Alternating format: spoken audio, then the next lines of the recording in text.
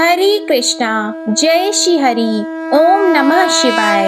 आप सभी का हमारे चैनल आध्यात्मिक सागर में हार्दिक अभिनंदन है। प्रिय भक्तजनों, आज की वीडियो में आप 7 वारों की कथा का श्रवण करेंगे। शास्त्रों के अनुसार इन 7 वारों की कथा को कार्तिक के मास में नित्य नियम सुनने से अखंड सुहाग की प्राप्ति होती है, धन संपदा की प्राप्ति होती है, व्यक्ति को विद्या की प्राप्ति होती है, शत्रुओं का नाश हो जाता है, दरिद्रता दूर होती है, व्यापार में वृद्धि होती है और रोग दोष दूर हो जाते हैं, घर में खुशहाली आती है। इन कथाओं को सुनने से समस्त देवी देवताओं का आशीर्वाद व्यक्ति के जीवन को सुखमय बना देता है। प्रिय भक्तजनों, सच्ची श्रद्धा के साथ इस कथा को प्रसन्न चित्त मन से अंत तक जरूर सुनिएगा। आइए अब सुनते हैं 7 वारों की कथा। सर्वप्रथम हम रविवार की कथा का श्रवण करेंगे। ओम गंग गणपतिये नमः।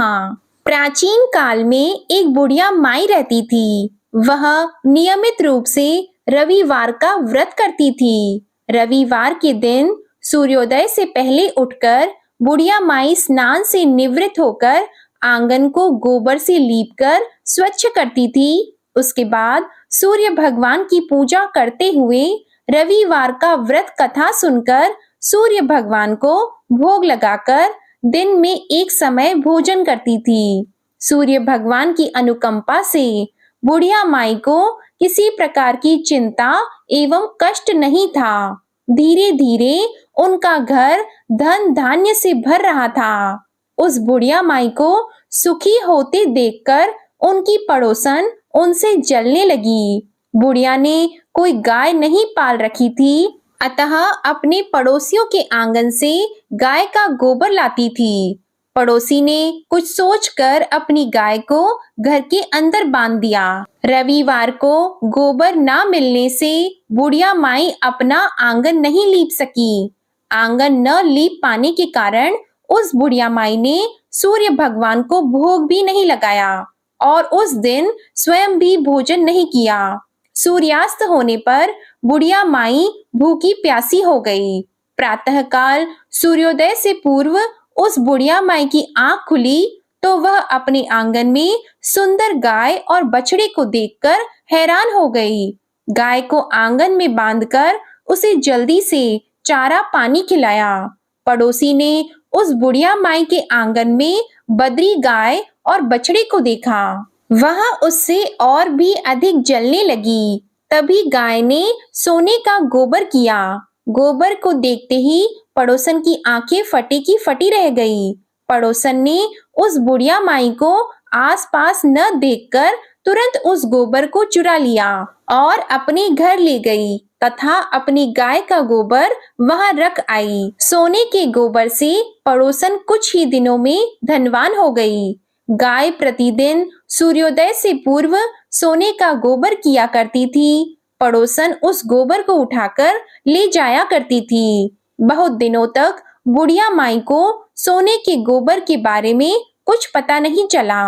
बुढ़िया माई पहले की तरह रविवार को भगवान सूर्यदेव का व्रत किया करती थी और कथा सुनती थी। लेकिन सूर्य भगवान को जब पड़ोसन की चालाकी का पता चला तो उन्होंने तेज आंधी चलाई। आंधी का प्रकोप देखकर बुढ़िया माई ने गाय को घर के अंदर बांध दिया। सुबह उठकर बुढ़िया माई ने सोने का गोबर देखा तो उन्हें बहुत आश्चर्य हुआ। उस दिन के बाद बुढ़िया माई गाय को घर के भीतर बांधने लगी और सोने के गोबर से बुढ़िया माई कुछ ही दिनों में बहुत धनी हो गई। उस बुढ़िया माई के धनी होने से पड़ोसन बुरी तरह से जल भुनकर राख हो गई और उसने अपने पति को समझा बुझाकर उस नगर के राजा के पास भेजा। तो राजा ने अपने सैनिकों को भेजकर बुढ़िया माई से उस गाय को छीन लिया। अब बुढ़िया माई बहुत रोने लगी। जब राजा ने सोने का गोबर देखा तो उसके आश्चर्य का ठिकाना ही नहीं रहा। राजा ने उस गाय को पूरी तरह से अपना बना दिया। अब इधर रविवार का दिन था। सूर्य भगवान को भूखी प्यासी बुढ़िया माई को इस तरह प्रार्थना करते देखकर उस पर बहुत करुणा आ गई। उसी रात सूर्य भगवान ने राजा को स्वप्न में कहा, राजन, बुढ़िया की गाय और बछड़ा तुरंत लौटा दो, नहीं तो तुम पर विपत्ति का पहाड़ टूट पड़ेगा, तुम्हारा महल नष्ट हो जाएगा। सूर्य भगवान के स्वप्न से बुरी तरह भयभीत राजा ने उठते ही गाय और बछड़ा बुढ़िया को लौटा दिया। राजा ने बहुत सा धन देकर बुढ़िया माई से अपनी गलती के लिए क्षमा मांगी। राजा ने पड़ोसन और उसके पति को उसकी इस दुष्टता के लिए दंड दिया। फिर राजा ने पूरे राज्य में घोषणा करवाई कि सभी स्त्री और पुरुष रविवार का व्रत करेंगे। रविवार का व्रत करने से सभी लोगों के घर धन धान्य से भर गए। राज्य में चारों तरफ खुशहाली आ गई। स्त्री पुरुष अपना जीवन यापन करने लगे। उसी दिन से हर रविवार को व्यक्ति अपने घर की लिपाई गोबर से करने लगे और भगवान सूर्य देव को प्रसन्न करने लगे। प्रेम से बोलिए श्री सूर्य नारायण भगवान की जय। जय हो सूर्य देवता। हे सूर्य भगवान, जिस प्रकार आपने बुढ़िया माई को दिया, उसी प्रकार आप अपने भक्तों को कथा कहने वाले, सुनने वाले और हुंकार भरने वाले को देना। जय हो सूर्य देवता। ओम नमः शिवाय। प्रिय भक्तों, आइए अब सुनते हैं सोमवार की व्रत कथा। ओम नमः शिवाय। किसी नगर में एक धनी व्यापारी रहता था। दूर दूर तक उसका व्यापार फैला हुआ था। नगर के सभी लोग उस व्यापारी का सम्मान करते थे। इतना सब कुछ संपन्न होने के बाद भी वह व्यापारी बहुत दुखी था, क्योंकि उसका कोई पुत्र नहीं था, जिस कारण अपनी मृत्यु के पश्चात व्यापारी के उत्तराधिकारी की चिंता उसे हमेशा लगी रहती। पुत्र प्राप्ति की इच्छा से व्यापारी प्रत्येक सोमवार भगवान शिव की पूजा किया करता था और शाम के समय शिव मंदिर में जाकर शिव जी के सामने घी का दीपक जला दिया करता था। उसकी भक्ति देखकर माँ पार्वती प्रसन्न हो गईं और भगवान शिव से उस व्यापारी की मनोकामना पूर्ण करने का निवेदन किया। भगवान शिव जी बोले कि इस संसार में सबको उसके कर्म के अनुसार फल की प्राप्ति होती है। जो प्राणी जैसा कर्म करते हैं उन्हें वैसा ही फल मिलता है। शिव जी द्वारा समझाने के बावजूद माँ पार्वती नहीं मानी और उस व्यापारी की मनोकामना पूर्ण करने के लिए वे शिव जी से बार बार अनुरोध करती रहीं। आखिर में माता के आग्रह को देखकर भगवान भोलेनाथ को उस व्यापारी को पुत्र प्राप्ति का वरदान देना पड़ा। इसके बाद भोलेनाथ माता पार्वती से बोले, आपके आग्रह पर मैंने पुत्र प्राप्ति का वरदान तो दे दिया। इसका यह पुत्र मात्र 16 वर्ष से अधिक समय तक जीवित नहीं रहेगा। उसी रात भगवान शिव जी उस व्यापारी के स्वप्न में आए और उसे पुत्र प्राप्ति का वरदान दिया और उसके पुत्र के 16 वर्ष तक जीवित रहने की बात भी बताई। भगवान के वरदान से व्यापारी को खुशी तो हुई, लेकिन पुत्र की अल्प आयु की चिंता ने उस खुशी को नष्ट कर दिया। व्यापारी पहले की तरह सोमवार के दिन भगवान शिव का विधिवत व्रत करता रहा। कुछ ही महीनों के बाद उसके घर एक अति सुंदर बालक ने जन्म लिया और घर में खुशियां ही खुशियां भर गई। बहुत धूमधाम से पुत्र जन्म का समारोह मनाया गया, परंतु व्यापारी को पुत्र जन्म की अधिक खुशी नहीं हुई, क्योंकि उसे पुत्र की अल्प आयु का रहस्य पता था। जब पुत्र 12 वर्ष का हुआ तो व्यापारी ने उसे मामा के यहाँ पढ़ने के लिए वाराणसी भेजा।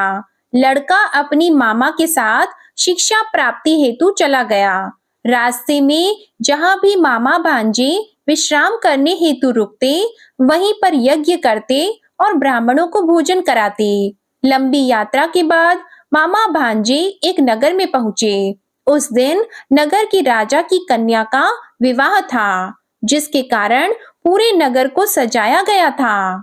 निश्चित समय पर बारात आई, लेकिन वर के पिता अपने बेटे के एक आंख से काने होने के कारण बहुत चिंतित थे। उसे भय था कि इस बात का पता चलने पर कहीं राजा विवाह से इनकार न कर दे, जिससे उसकी बदनामी होगी। जब वर के पिता ने व्यापारी के पुत्र को देखा तो उसके मन में एक विचार आया। उसने सोचा, क्यों न इस लड़के को दूल्हा बनाकर राजकुमारी से विवाह कर दूं। विवाह के बाद उसको धन देकर विदा कर दूंगा और राजकुमारी को अपने नगर ले जाऊंगा। वर के पिता ने लड़के के मामा से इस संबंध में बात की, तो मामा ने धन मिलने के लालच में वर के पिता की बात स्वीकार कर ली। लड़के को दूल्हे के वस्त्र पहनाकर राजकुमारी से विवाह कर दिया। राजा ने बहुत सारा धन देकर राजकुमारी को विदा किया।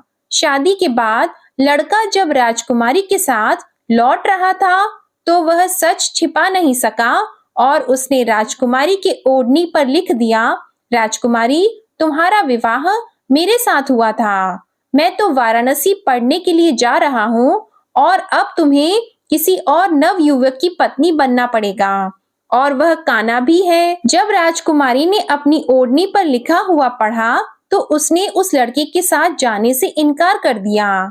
राजा को जब यह बात पता चली तो उसने राजकुमारी को महल में ही रख लिया। उधर लड़का अपने मामा के साथ वाराणसी पहुंच गया और गुरुकुल में पढ़ना शुरू कर दिया।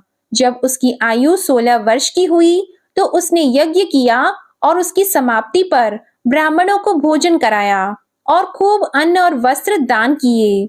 रात को वह अपने शयन कक्ष में सो गया। शिवजी के वरदान के अनुसार शयन अवस्था में ही उसके प्राण पखेरु उड़ गए। सूर्योदय पर मामा मृत भांजे को देखकर रोने पीटने लगा। आसपास के लोग भी एकत्रित होकर दुख प्रकट करने लगे। लड़के के मामा के रोने पीटने पर समीप से गुजर रहे भगवान शिव और माता पार्वती के कानों में सुनाई पड़ा। माता पार्वती ने भगवान शिव से कहा, हे प्राणनाथ, मुझे इसका रोना सहन नहीं हो रहा।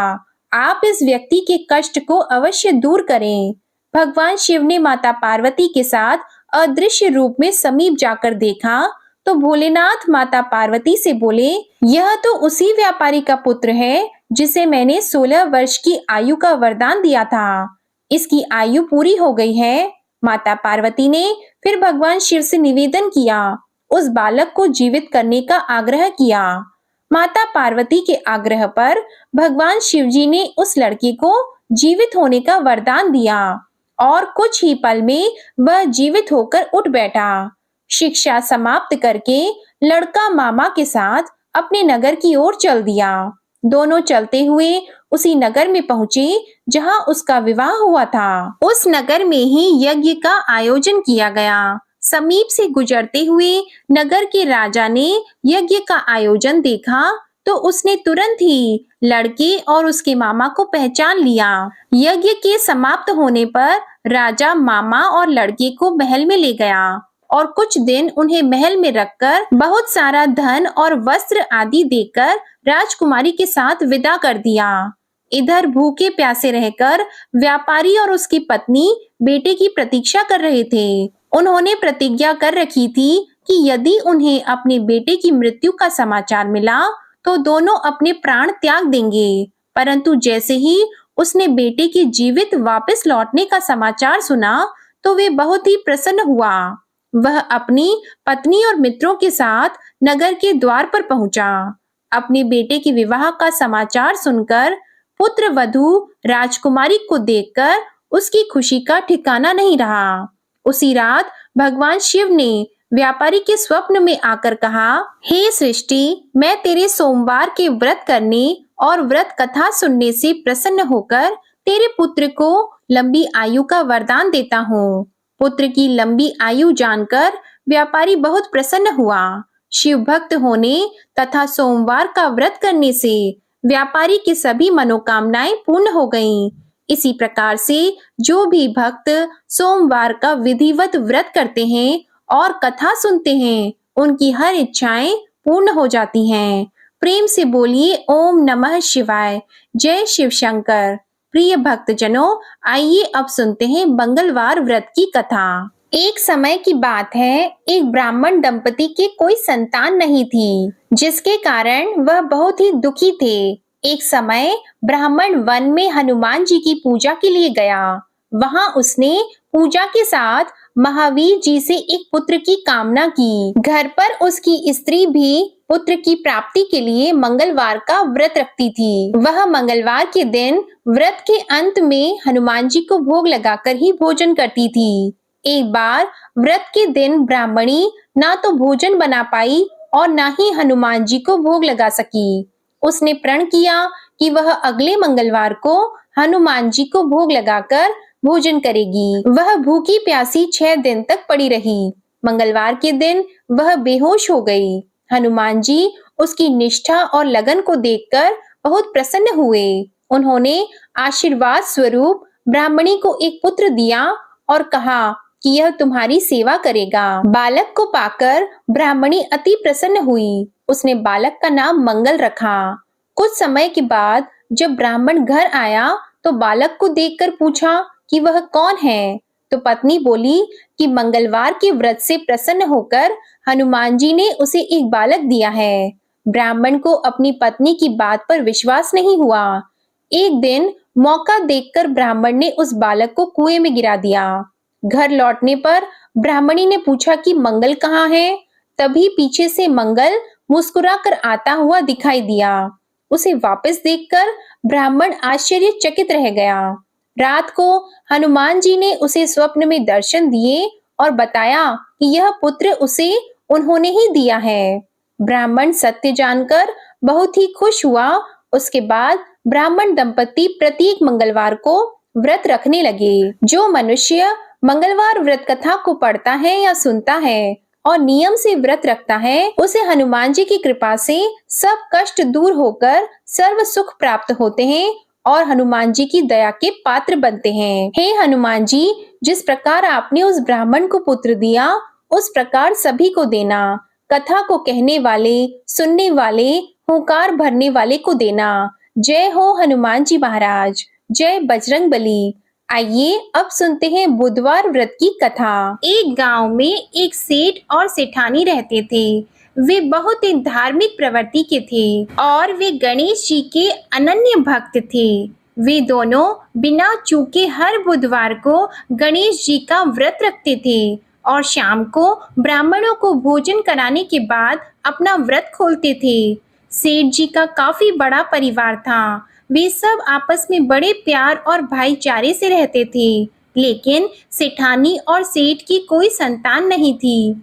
इस विषय पर परिवार और गांव के लोग आपस में बहुत बातें किया करते थे। सभी लोग सेठानी को बांझ बुलाते थे।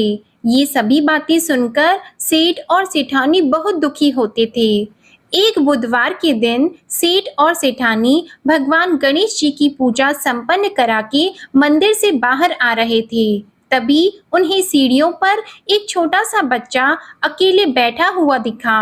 बालक को देखते ही दोनों उसके पास गए और पूछा कि तुम्हारे माता पिता कहाँ हैं? लेकिन बच्चे ने अभी तक ठीक से बोलना नहीं सीखा था, इसलिए वह बोल ही नहीं पाया। पर दोनों सेठ और सेठानी बच्चे के पास शाम तक बैठे रहे।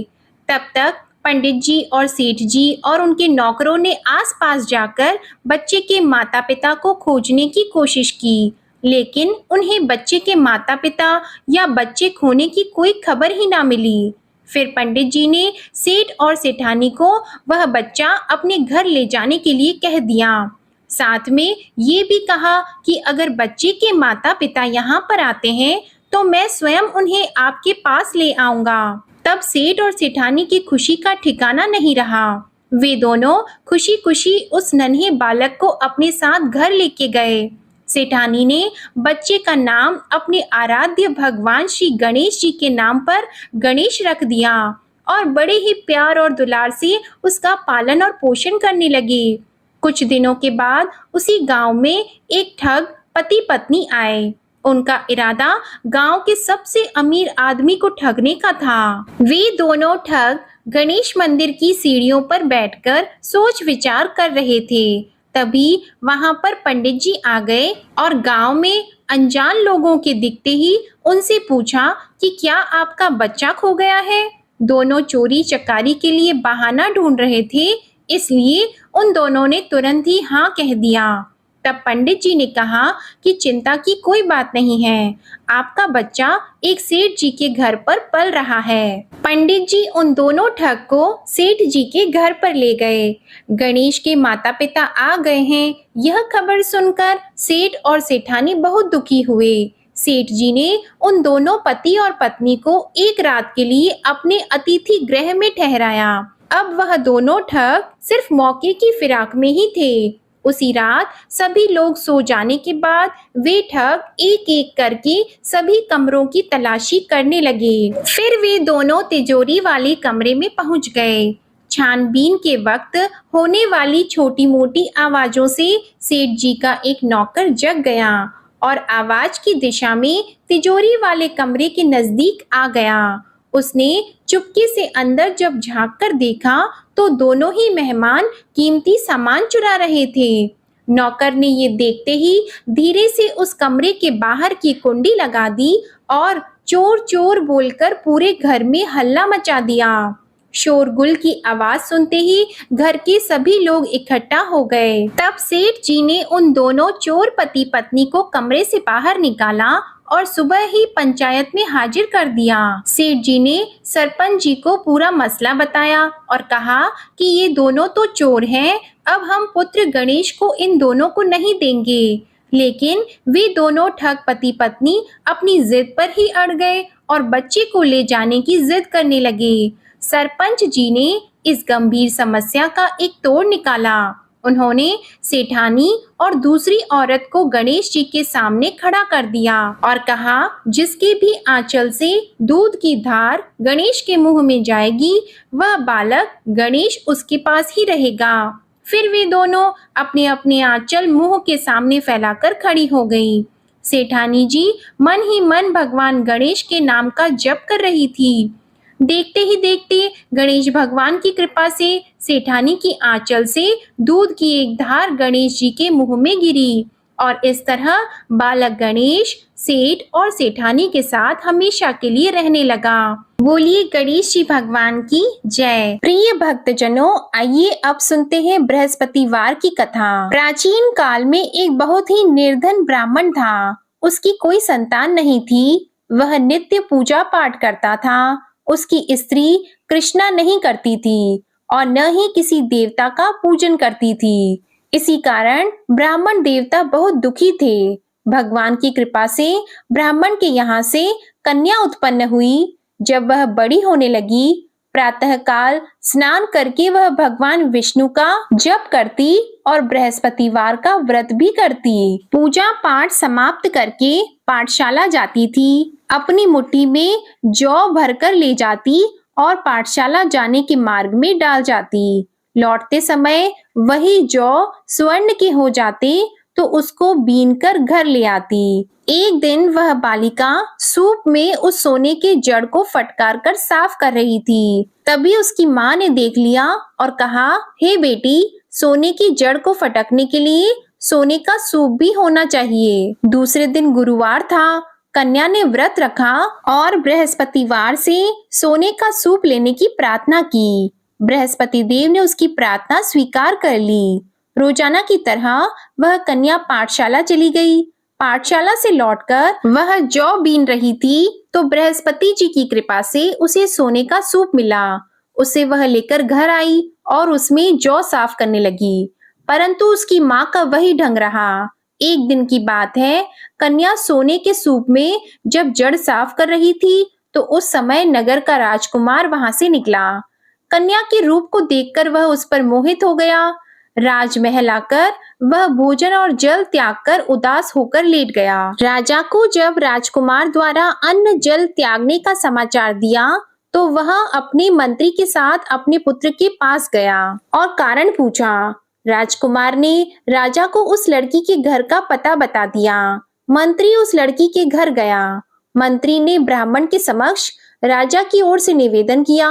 कुछ ही दिनों बाद ब्राह्मण की कन्या का विवाह राजकुमार के साथ संपन्न हो गया। कन्या के घर से जाते ही ब्राह्मण के घर में पहले की भांति गरीबी का निवास हो गया। एक दिन दुखी होकर ब्राह्मण अपनी पुत्री से मिलने गए। बेटी ने पिता की आवश्यकताओं को देखा और अपनी माँ का समाचार पूछा। ब्राह्मण ने सभी हाल कह सुनाया। कन्या ने बहुत सा धन देकर अपने पिता को विदा कर दिया, लेकिन कुछ दिन बाद ही वही हालत हो गई। ब्राह्मण फिर से अपनी कन्या के पास गया और सभी हाल कह सुनाया। तो पुत्री बोली, हे पिताजी, आप माताजी को यहाँ ले आओ, मैं उन्हें विधि बताऊंगी जिससे गरीबी दूर हो जाए। ब्राह्मण देवता अपनी स्त्री को साथ लेकर अपनी पुत्री के पास राजमहल पहुंचे। तो पुत्री अपनी माँ को समझाने लगी, हे माँ, तुम प्रातः काल स्नान करके विष्णु भगवान का पूजन किया करो, सब दरिद्रता दूर हो जाएगी। परंतु उसकी माँ ने उसकी एक भी बात नहीं मानी। वह प्रातः काल उठकर अपनी पुत्री का बचा झूठा खाना खा लेती है। एक दिन उसकी पुत्री को बहुत गुस्सा आया। उसने अपनी माँ को एक कोठी में बंद कर दिया। प्रातः उसे स्नान आदि करा के पूजा पाठ करवाया तो उसकी माँ की बुद्धि ठीक हो गई। इसके बाद वह नीति नियम से पूजा पाठ करने और प्रत्येक बृहस्पतिवार को व्रत करने लगी। इस व्रत के प्रभाव से मृत्यु के बाद वह स्वर्ग को गई। वह ब्राह्मण भी सुख पूर्वक इस लोक का सुख भोग कर स्वर्ग को प्राप्त हो गया। हे भगवान विष्णु, जिस प्रकार आपने उस ब्राह्मणी को स्वर्ग की प्राप्ति कराई, उसी प्रकार सबको कराना। भगवान इस कथा को सुनने वाले, कहने वाले तथा हुंकार भरने वालों को देना। प्रेम से बोलिए विष्णु भगवान की जय। प्रिय भक्तजनों, आइए अब सुनते हैं शुक्रवार व्रत की कथा। एक समय की बात है, एक बुढ़िया थी। उसके 7 बेटे थे, 6 कमाने वाले थे, जबकि एक बेटा निकम्मा था। बुढ़िया 6 बेटों की रसोई बनाती, भोजन कराती और जो झूठन बचता वह 7वें बेटे को दे देती। एक दिन वह बेटा अपनी पत्नी से बोला, देखो मेरी माँ मुझे कितना प्रेम करती है। हाँ, मुझे दिखता है कि आपकी माँ आपको झूठन खिलाती है। वह कितना प्यार करती है। यह सुनकर बेटे ने कहा कि नहीं, ऐसा नहीं हो सकता। मैं जब अपनी आंखों से देखूंगा तभी विश्वास करूंगा। मेरी माँ मुझे झूठा नहीं खिला सकती। कुछ दिन बाद त्योहार आया। घर में 7 प्रकार के भोजन, चूरमे के लड्डू बने। वह जांचने के लिए सिर दुखने का बहाना कर पतला वस्त्र सिर पर ओढ़कर रसोई घर में सो गया। वह कपड़े में सब देख रहा था। भाई भोजन करने आया। उसने देखा माँ ने उसके लिए सुंदर आसन बिछाया, नाना प्रकार की रसोई परोसी और आग्रह करके उन्हें खाना खिलाया। यह देखता रह गया। चारों भाई भोजन करके उठे तब माँ ने उनकी झूठन थाली में से लड्डू के चूरमे उठाकर एक लड्डू बनाया। झूठन साफ कर बूढ़ी माँ ने उसे पुकारा, बेटा 6 भाई भोजन करके चले गए, अब तू बाकी है, आकर भोजन खा ले। वह कहने लगा, माँ मुझे भोजन नहीं करना, अब मैं प्रदेश जाना चाहता हूँ। माँ ने कहा, कल जाता है तो आज चला जा। वह बोला, आज ही जा रहा हूँ। यह कहकर वह घर से निकल गया। चलते चलते उसे पत्नी की याद आ गई। वह गौशाला में कंडे थाप रही थी। वहां जाकर बोला, प्रिय, मैं प्रदेश कमाने के लिए जा रहा हूँ, तुम्हारी याद मुझे सदैव रहे, इसलिए मुझे कोई निशानी दे दो। यह अंगूठी है, सो ले लो और अपनी कुछ निशानी मुझे दे दो। वह बोली, मेरे पास क्या है, यह गोबर भरा हाथ। यह कहकर उसकी पीठ पर गोबर के हाथ की थाप लगा दी। वह चला गया। चलते चलते वह दूर देश पहुंचा। वहां एक साहूकार की दुकान थी। वहां जाकर उसने कहा, भाई मुझे नौकरी पर रख लो। साहूकार को भी जरूरत थी एक नौकर की, तो वह बोला, तू नौकरी पर रह जा। लड़की ने पूछा, तनख्वाह क्या दोगे? साहूकार ने कहा, काम देखकर दाम मिलेंगे। साहूकार की नौकरी मिली। वह सुबह 7 बजे से 10 बजे तक नौकरी बजाने लगा। कुछ दिन में दुकान का सारा काम, लेन देन, हिसाब किताब, ग्राहकों को माल बेचना, सारा काम करने लगा। साहूकार के 7-8 नौकर थे। वे सब चक्कर खाने लगे कि ये तो बहुत होशियार बन गया। सेठ ने भी काम देखा और 3 महीने में ही उसे आधे मुनाफे का हिस्सेदार बना दिया। वह कुछ वर्षों में ही नामी सेठ बन गया और मालिक सारा कारोबार उस पर छोड़कर चला गया। इधर उसकी पत्नी को सास ससुर दुख देने लगे। सारी गृहस्थी का काम कराने लगे। लकड़ी लेने जंगल भेजते। घर के सारे आटे से भूसी निकलती, उसकी रोटी बनाकर रख दी जाती और फूटे नारियल के खोल में उसे पानी पीने के लिए दिया जाता। एक दिन वह लकड़ी लेने जा रही थी। रास्ते में बहुत सी स्त्रियां संतोषी माता का व्रत करती हुई दिखाई दी। वह वहां खड़ी होकर कथा सुनने लगी और पूछा, बहनों, तुम किस देवता का पूजा कर रही हो और इसके करने से क्या फल मिलता है? यदि तुम इस व्रत का विधान मुझे समझाकर कहोगी तो मैं तुम्हारा बड़ा ही एहसान मानूंगी। तब उसमें से एक स्त्री बोली, सुनो, यह संतोषी माँ का व्रत है। इसके करने से निर्धनता दूर होती है, दरिद्रता का नाश होता है और जो कुछ मन में कामना है सब पूर्ण हो जाती है। तब उसने व्रत की विधि पूछी। वह भक्तिनी स्त्री बोली, 1.25 आने का गुड़ चना लेना, इच्छा हो तो 1.25 पाव आने का लेना या 1.25 रुपए का ही सहूलियत के हिसाब से लेना। बिना परेशानी और श्रद्धा और प्रेम से जितना भी बन पड़े सवाया ही लेना। प्रत्येक शुक्रवार को निराहार रहकर कथा सुनना, इसके बीच क्रम न टूटे, लगातार नियम पालन करना। सुनने वाला कोई न मिले तो घी का दीपक जलाकर उसके आगे या जल के पात्र को सामने रखकर कथा कहना। जब तक कार्य सिद्ध न हो नियम का पालन करते रहना और कार्य सिद्ध हो जाने पर व्रत का उद्यापन करना। यदि किसी के ग्रह खोटे भी हो तो माता वर्ष भर में कार्य सिद्ध कर देती है। फल सिद्ध होने पर उद्यापन करना चाहिए, बीच में ही नहीं। उद्यापन में 1.25 सेर आटे का खाजा और इसी परिमाण से खीर तथा चने का साग बनाना। 8 लड़कों को भोजन कराना। जहाँ तक मिले तो देवर जेठ भाई बंधु के ही हो, न मिले तो रिश्तेदार और पड़ोसियों को बुला लेना। उन्हें भोजन कराकर यथाशक्ति दक्षिणा देकर माता का नियम पूरा करना। उस दिन घर में खटाई नहीं खाना।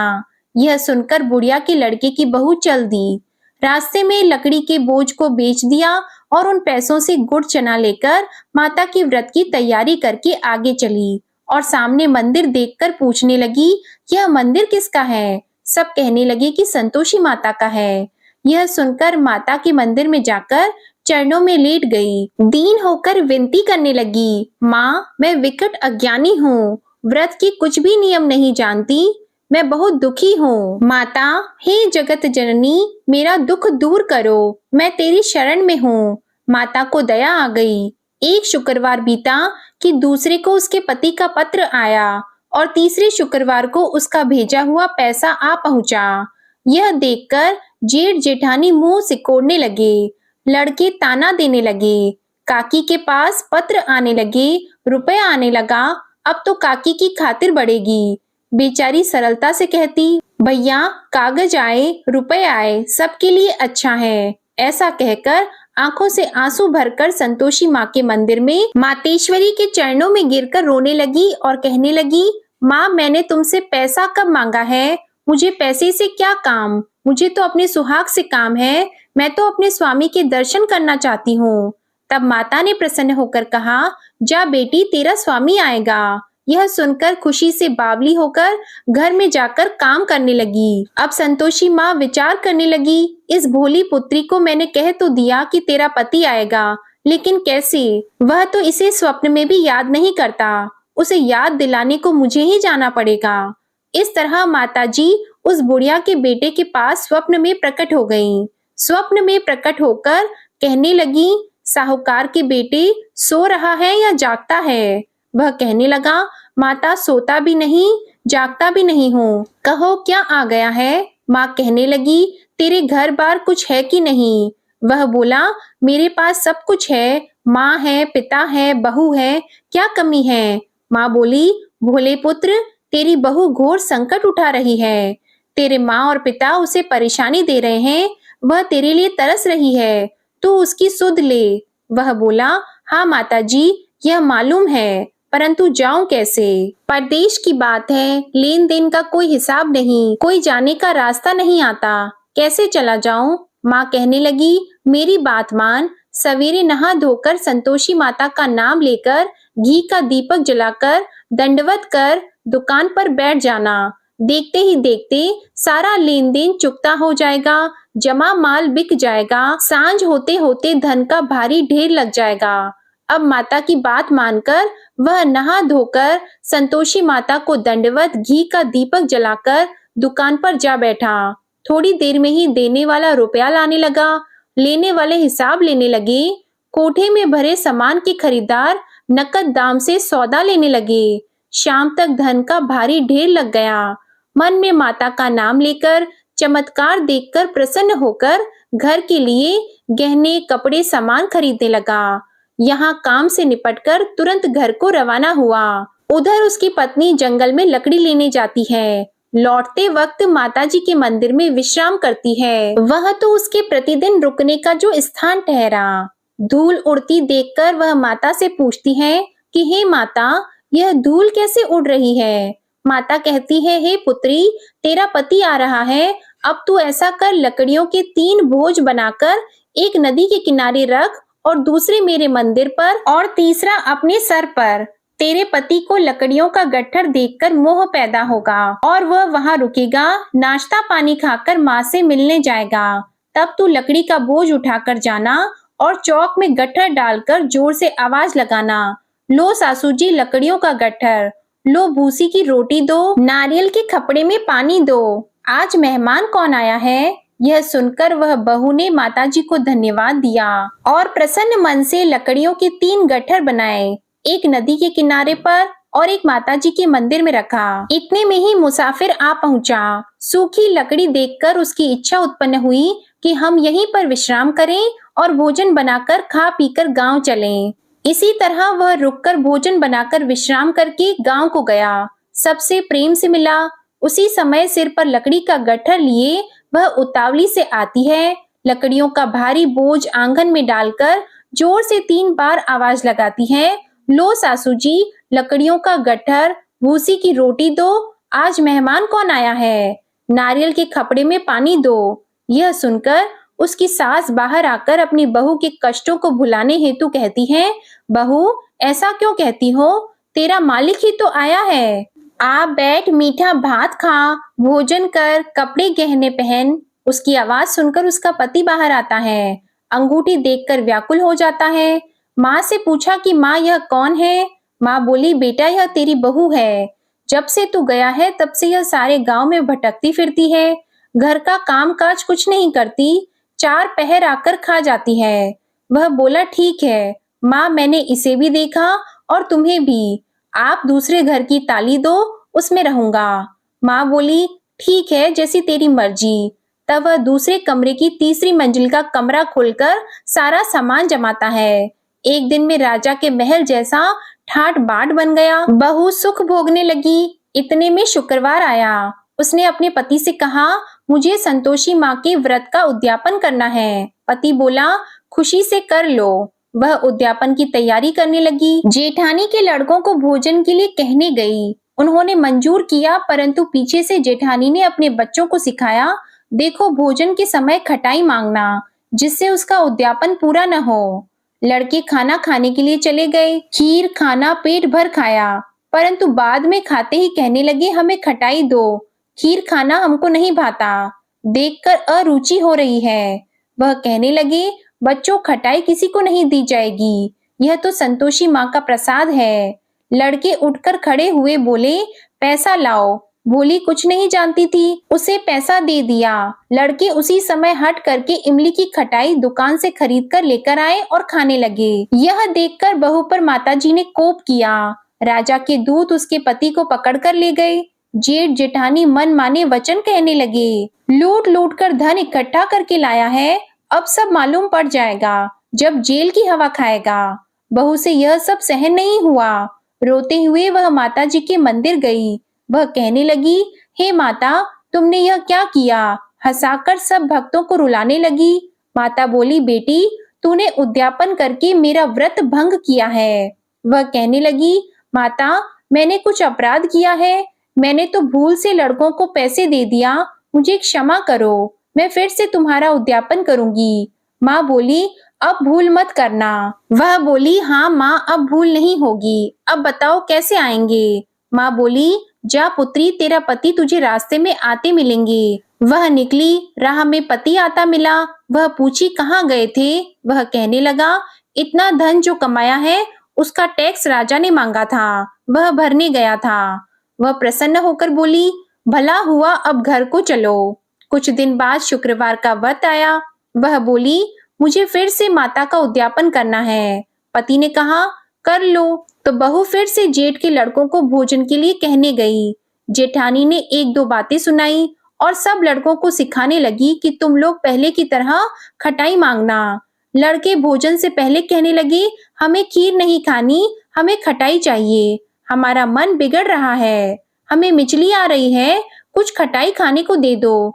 वह बोली, खटाई किसी को नहीं मिलेगी, आना है तो आओ, नहीं तो वह ब्राह्मण के लड़के को लेकर भोजन करा लेगी। उस बहू ने यथाशक्ति एक एक करके एक एक फल दिया।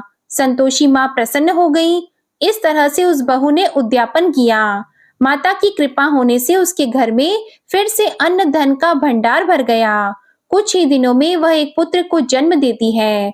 इस प्रकार से उसका घर पूरी तरह खुशियों से भर गया। वह माता संतोषी की कृपा से धनवान हो गई। जय हो संतोषी माता, जिस प्रकार आपने उस अपने भक्त को दिया, उसी प्रकार आप कथा को सुनने वाले, कहने वाले और हुंकार भरने वाले को देना। जय संतोषी माता। प्रिय भक्तजनों, आइए अब सुनते हैं शनि देव की कथा। एक समय की बात है, भगवान सूर्य देव के पुत्र शनि बचपन में बहुत सुंदर थे और तेजस्वी भी। उनकी सुंदरता को देखते हुए गंधर्व ने अपनी पुत्री कंकाली के साथ शनि देव का विवाह करा दिया। लेकिन अत्यंत सुंदर होने के कारण इंद्र की सभा की अप्सरा अक्सर उन्हें देखने आया करती थी। इन अप्सराओं को देखकर कई बार शनिदेव उन पर मोहित हो गया करते थे। यह बात गंधर्व पुत्री कंकाली को अच्छी नहीं लगी। तब गंधर्व पुत्री कंकाली ने अपने पति शनिदेव को यह श्राप दे दिया कि आज के बाद सुंदरता को खोकर बदसूरत हो जाएं और आपकी दृष्टि हमेशा नीचे की तरफ रहे। अगर आप सीधी दृष्टि से किसी को भी देखते हैं तो उस पर साड़ी साती का भाव प्रकट हो जाएगा। तब शनिदेव ने भगवान शिव की घोर तपस्या की। तपस्या के बाद भगवान शिव प्रसन्न होकर बोले, हे सूर्यपुत्र शनिदेव, वर मांगो। हे शिव शंभु, हम पर कृपा करके हमें सृष्टि पर सीधे देखने के लिए वर दीजिए। भगवान शिव बोले, जो व्यक्ति शनिवार के दिन पीपल के नीचे तेल चढ़ाएगा, उस पर तुम्हारे पड़ने वाली दृष्टि शुभ दृष्टि में बदल जाएगी। इसलिए शनिवार के दिन पीपल के नीचे शनि देव की पूजा होती है और उन्हें तेल चढ़ाया जाता है। हे शनि महाराज, जो भी भक्त आपका शनिवार का व्रत करता है, आपको तेल चढ़ाता है, आप उसके घर में अन्न धन सुख संपदा देना, सुख शांति देना। प्रेम से बोलिए जय शनिदेव, ओम नमः शिवाय। 7 वारों की कथा यहाँ समाप्त होती है। उम्मीद करती हूँ आपको आज की कथा पसंद आई होगी। अगर पसंद आए तो वीडियो को लाइक जरूर कीजिएगा और चैनल को भी सब्सक्राइब कीजिएगा। धन्यवाद।